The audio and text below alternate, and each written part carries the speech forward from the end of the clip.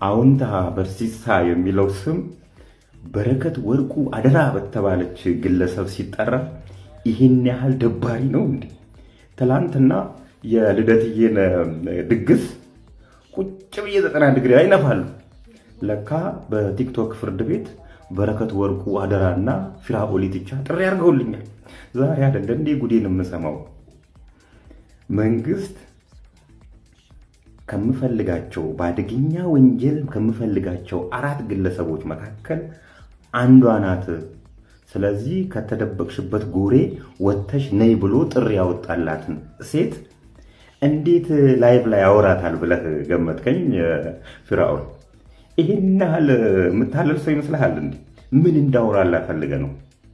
ምን አይነት ሚስጥር እንድነግራት ፈልገህ ነው? ኤኒዌይ ዛሬ ጠዋት ሃይላይት አየዋችሁ።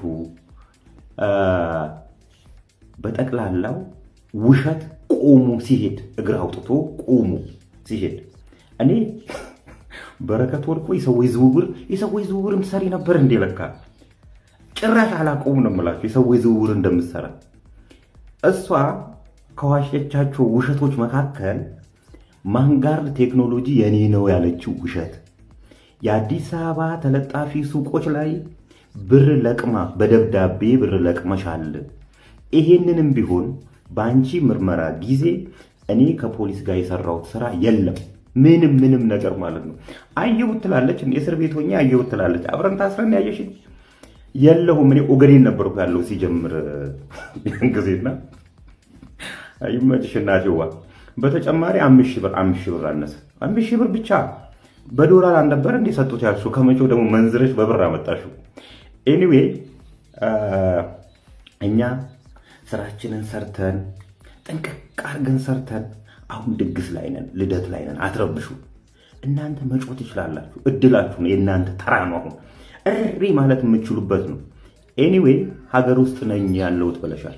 ሀገር ውስጥ እስካለሽ ድረስ መደባበቁ አስፈላጊ አይደለም። ንጹህ ከሆንሽ ሄደሽ ማስረዳትና ያለሽን ማስረጃዎች ማቅረብ ሲጀምር ወልሽ በረከት እኔ አይደለሁም እኮ ኩላሊት እሰጣለሁ እድሜ ተቀንሶ አንዴ ጨጓራዬ ይሰጥልኝ አንዴ ብሌን ይሰጥልኝ ስትይ ነበረው እኔ አይደለሁም እኮ። ዛሬ ደግሞ መልሰሽ ራሳቸውን ታሚያቸዋለሽ። ኤኒዌይ ህግ ነው ለማንም ቢሆን። ስለዚህ መደበቁ አማራጭ አይደለም። ሄደሽ እጅሽን ሰጥተሽ የራስሽ ጉዳይ አገባኝ ነኝ ደውለው በአይኔ አይቼዋለሁ። ምክንያቱም የሴቶች እስር ቤት ፊት ለፊት ነው። ወንዶችን ሊጠይቁ የሚፈልጉ የሚጠሩ ሰዎች ምርመራ ክፍል የሚገቡ ሰዎች በመስታወት ይታያሉ። አወንታን በአይኔ አይቼዋለሁ። ከዛ መጣ ለአንድ ሰዓት ከምናምን ቆየ፣ ወጣ ተመልሶ። ከዛ ምንድነው ብዬ ያው ውስጥ ለውስጥ ተጠይቃለሁ ምንድነው የተፈጠረው ስትል አወንታ 40 ምናምን ሰው ከሷታል አጭበርብራለች ብሎ ስለሰራ ቪዲዮ የሚከሰኝ ሰው ሲያጡ ማለት ነው፣ የሚጠይቅ ሰው ሲያጡ፣ እንዲያረጋችኝ የሚል ሰው ሲያጡ ራሱን ጠሩት። አወንታ ካለ እዚህ ቪዲዮ ላይ መምጣት ይችላል አሁኑኑ። ለምን ቀጥሬዋለሁ፣ ጽፌለታለሁ። አወንታ እጠብቅሃለሁ ላይቭ ላይ ብየዋለሁ አለ ከስራ አለ። አወንታ በርሲሳ ግባ በሉትና እስቲ ሁላችሁም ኮሜንት ላይ እንትን በሉት አለ። ሞዴሬተሮች እያዩት ነው። አወንታ በርሲሳ ብትገባ ጥሩ ነው። ምክንያቱም አንዳንድ ጊዜ ይሄ ሚዲያ ጠቃሚነቱ የተበደሉትም እውነት ያላቸውም ሰዎች ፊት ለፊት ቀርበው እንደዚህ ማለት የህግ አሰራሩንም የፍትህ ስርዓቱንም ያግዛል ብዬ አምናለሁ። ስለዚህ አወንታ በርሲሳ ሞዴሬተሮች አስገቡት። ቀጥ በረከት ባባላ አሩትና አወንታ 40 ምናምን ሰው አጭበርብራለች፣ ከሳለች፣ ወስዳለች፣ ገንዘብ ሼር ሸጣለች፣ እንዲሆናለች፣ እንዲያርጋለች፣ ሀገሪቷን በዚህና በዚህ አርጋለች ብለሃል። አዎ የታሉ ሰዎቹ ብለው ጠየቁት። እስቲ ስልካቸውን ስጠን፣ አድራሻቸውን ንገረን። ምክንያቱም በረከትን ሊከስ የመጣ ሰው የለም። መታሰሯን ያውቃሉ። ደውለን የጠራናቸው ሰዎች ራሱ ህጋዊ ውላለን አብረን ተፈራርመናል። አላጭበረበረችንም፣ ዘገየብን ያለ ሰው ዘገይቶብናል ካልሆነ ትሰጠናለች ያሉ ሰዎች አሉ። አንድም ሰው አጭበረበረችኝ ብሎ የመጣ የለም፣ ፌደራል ፖሊስ ማለት ነው። ከዛ በኋላ ይሄ ሰው እንደዚህ ካለ በኋላ ማለት ነው ጠየቁት። እኔ እኮ ኢንፎርሜሽን ሰዎች ሰጥተውኝ ነው እንዲህ የተበደሉ ሰዎች አሉ፣ እንዲህ የተደረጉ ሰዎች አሉ ብለው መረጃ ሰጡኝ እንጂ እኔ ጋር የመጣ የግል ተበዳይ የለም አላቸው። እኔ ጋር መጥቶ ብር ወሰደችብኝ ወይ እንዲህ ያደረገች አትክልት ብዬ ከፍዬ አትክልቱን ከለከለችኝ ወይም አዘገየችብኝ ብሎ የጠየቀኝ በግል የለም። ሰው እኔ ጋር የመጣ ሰው የለም። ነገር ግን የሆኑ ሰዎች ግን ጥቆማ ሰጥተውኝ ቪዲዮን ሰርቻለሁ አላቸው ለፌደራል ፖሊሶች። ተናደዱ በጣም ታውቃለህ፣ በጣም ተናደዱ። ያላየኸው ነው እንደምታወራው አሉት። ያልሰማው ነው እንደምትናገረው። እኛ እኮ ሰዎቹ አንተ ጋር መጥተው የከሰሱ መስሎን ነው።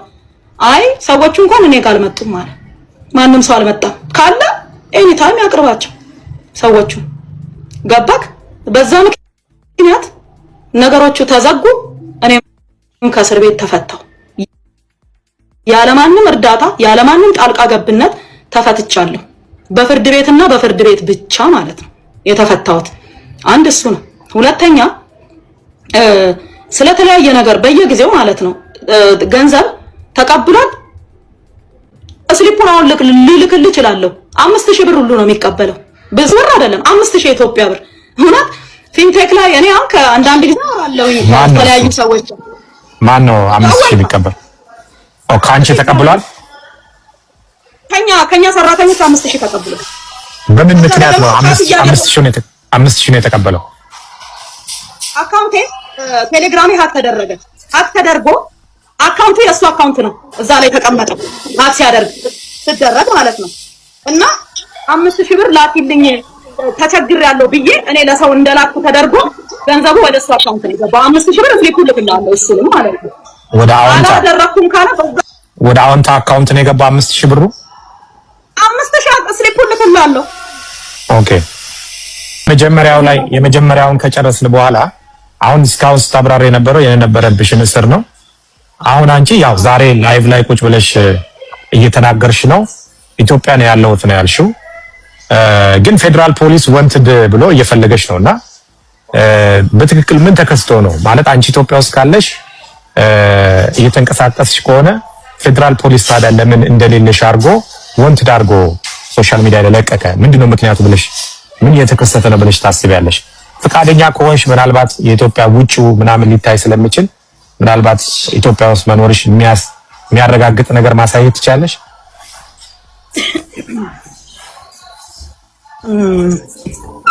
መስኮት ነው እንግዲህ። ኦኬ ችግር የለም።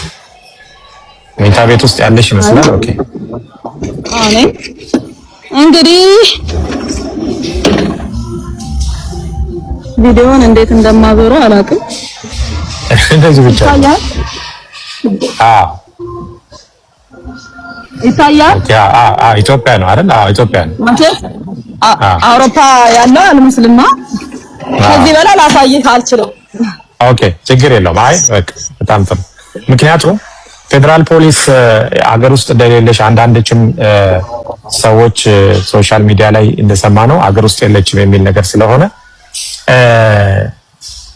ታዲያ ለምንድን ነው ወንትድ ብሎ አንደኛው የፈለገሽ? ምንድን ነው የተፈጠረው?